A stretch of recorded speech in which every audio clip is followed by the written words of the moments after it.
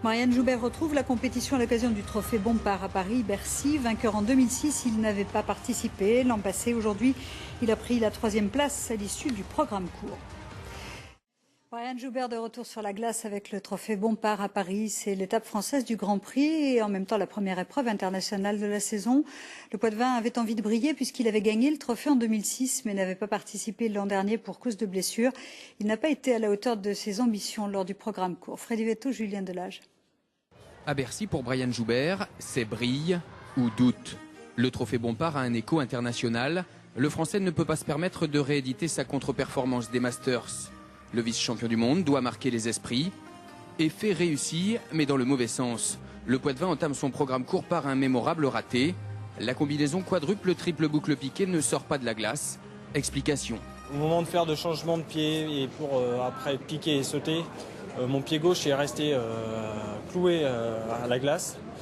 Et du coup, j'ai pas pu pousser, j'ai pas pu faire ce que je voulais, j'ai même pas pu déclencher un triple saut. Bon, en se sentant mal, j'aurais pu très bien assurer en faisant un triple. Et là, j'ai même pas pu le faire.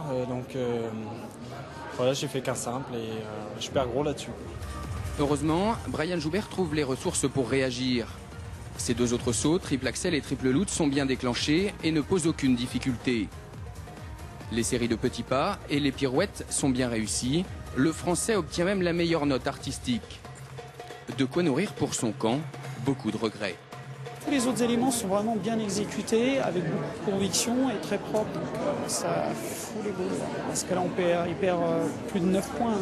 Qu'est-ce que je dis, 9 points 9,8 plus, même si c'était un double derrière, il perd plus de 11 points.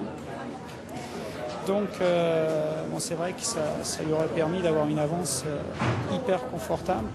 Au final, Brian Joubert est 3e avec 73,75. 7,64 de moins que le leader, le Canadien Patrick Chan. S'il veut remporter le 2e trophée Bompard de sa carrière, le Poitevin devra réaliser un programme libre parfait.